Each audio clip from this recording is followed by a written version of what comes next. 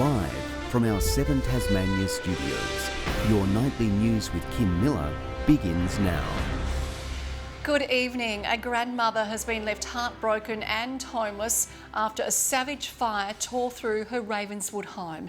It's thought the blaze may have been started by an electric heater.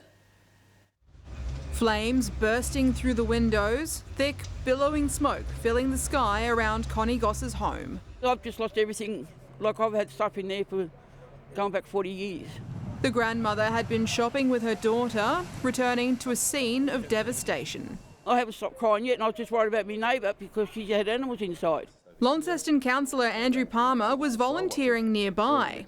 He was first on the scene. So I'm yelling, anybody inside, anyone in there? Thank goodness there was no one inside. Fearful the flames would spread, he rescued the pets next door. Made the decision just to bang the door down and go in the back door and get the dogs and the cats out and make sure that there's actually no one inside. With her house gutted, the community's pulled together to gather clothes and a place for Connie to stay. No matter what happens, we're always there for each other. Flames extinguished, the investigation begins into how the fire started.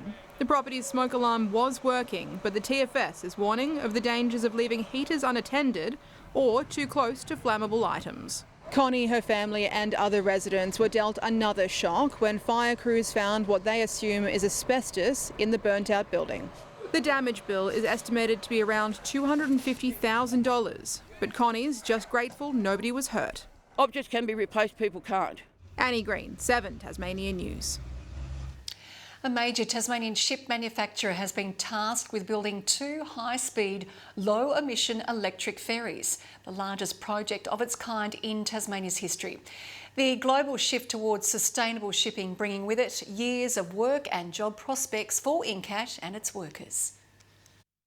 Still months of finishing the build of the world's largest electric ferry, the Hull 096, its manufacturer has landed an even larger project. I think in 50 years' time, we'll look at this as a very historic day for the shipyard and for Tasmania. Incat catching the eye of Danish operator Molslinien, which has put in an order for 2 similarly sized electric ferries, making it the largest individual export contract for a manufactured good in Tasmania's history. Pretty much of the same size, 1,500 people, 500 cars and operating for about an hour and a half in Denmark. Each vessel will be 130 metres long, purely powered by 45,000 kilowatt battery systems, built from lightweight aluminium. But they're not coming cheap. It's in the billions of Danish kroner, so it's significant. Incat says it's going to at least need to double its workforce prior to the commencement of this next project. It's encouraging tradespeople with the necessary skills to reach out and get on board. All eyes now on the manufacturer to ensure the milestone project's delivered on time, with the first vessel due to set sail for Denmark by 2027. So we have quite a task ahead of us over the next few years, but there's not the slightest doubt a lot more business for Tasmania. Ruby Cairns, 7 Tasmania News. There are renewed calls for fixed 4-year terms for the state's lower house amid uncertainty caused by recent early elections. It comes as the Liberal Stability Pact with crossbenchers draws criticism from upper house independents. As the hangover sets in from the 4th state election in 7 years, fixed 4-year terms are being seen as a potential cure. It gives the Tasmanian voters clarity about how often they'll be asked to put their vote forward. Parliamentary committee work has stopped since campaigning, where millions of dollars in spending promises were made by the major parties on top of a budget in a precarious position. Early elections are incredibly damaging to progressing good policy and good governance in our state. While it wouldn't have prevented Saturday's election, other upper house members are open to the idea. Concept-wise, I think having fixed 4-year terms for the House of Assembly would benefit Tasmanians. I think it needs to be properly consulted and look at an actual mechanism. There does always need to be a circuit breaker. But some analysts aren't convinced. It would have some advantages, but I think that there are problems. Bonham believes the option for the sitting Premier to go to the polls early is necessary to have. Sometimes you get people defecting from their parties. The Parliament that's elected doesn't have the mandate that the voters originally gave it. a Premier might want to go to an election to seek a fresh mandate in that circumstance. The Liberals say they're open to discussions on fixed terms, while Labor declined to comment. It comes as both major parties now jostle to win over the support of crossbenchers in their bid to form government. Though the Premier's move to put out a draft pact with future crossbenchers has been met with scepticism. This is exactly what should have been happening, as with just normal parliamentary protocols. If you seriously intend to negotiate in good faith with the crossbench, I don't know why you'd be putting material out into the public domain immediately after you've shared it with those members. Anthony Dodd, 7 Tasmania News. The Tasmanian Electoral Commission still has its hands full as the outer division pre-poll and election day vote counting process begins. There are more than 20,000 ballots to count before going through postal votes tomorrow. It's still very busy in here because there's a lot of processing to be done, and that's processing the staff accounts, things that have been leased have to be returned, but certainly a lot of ballot papers to be checked through, ready for counting. Distribution of preferences will take place next Tuesday.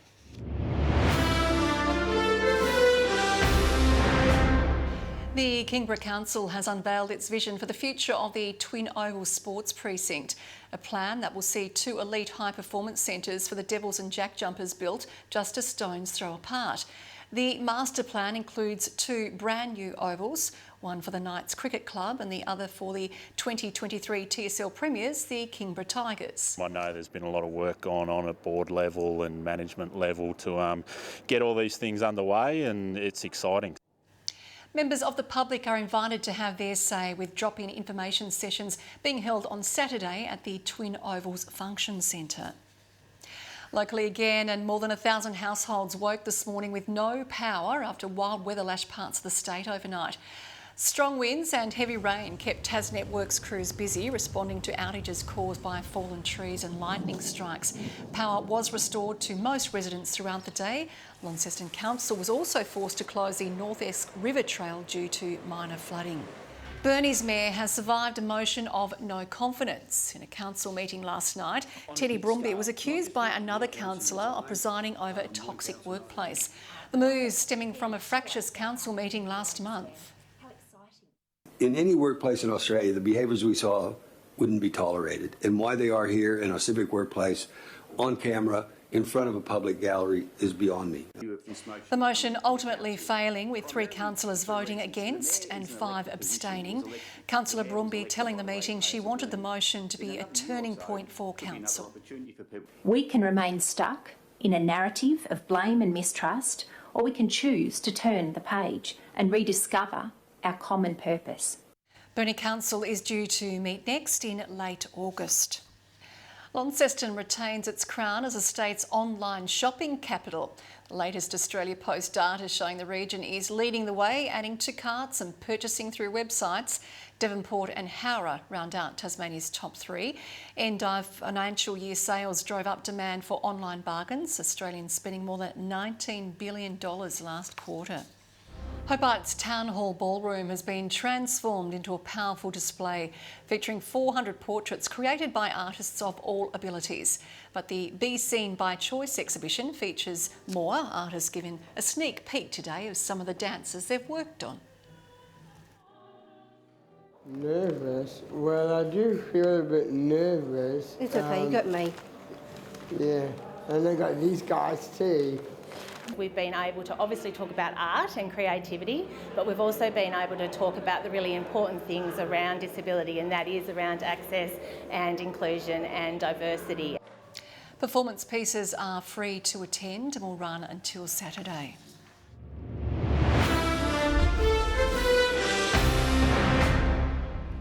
The South Hobart Football Club is hosting Tasmania's first Australia Cup match in 3 years against South Melbourne tonight. That's where we find Lily Thompson, who is at the KG5 ground, and she joins us now. Lily, there was some pre-game drama for the opposition. Sure was, Vic. South Melbourne's flight into Tassie this morning was actually cancelled, leaving the team scrambling for a last-minute alternative. But I can confirm that the team has touched down only a couple of hours ago, and while they're a little late, they have made it into time for the game, which starts at 7:30.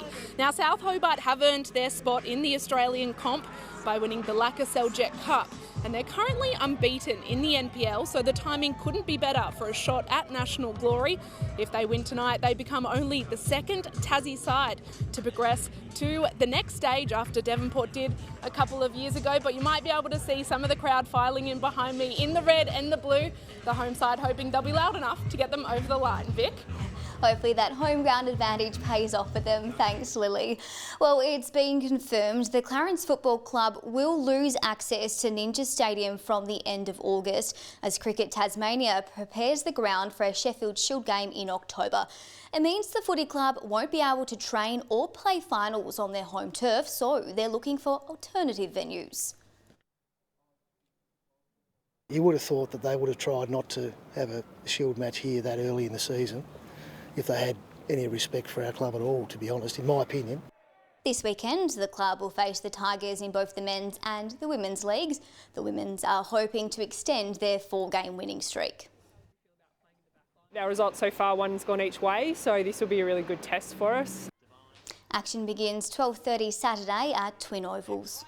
Australia lead their T20 series in the Caribbean 2-0 after a thumping 8-wicket win in Jamaica. In his final international, Andre Russell blasted 36 off 15 balls to lift the West Indies to 8 for 172.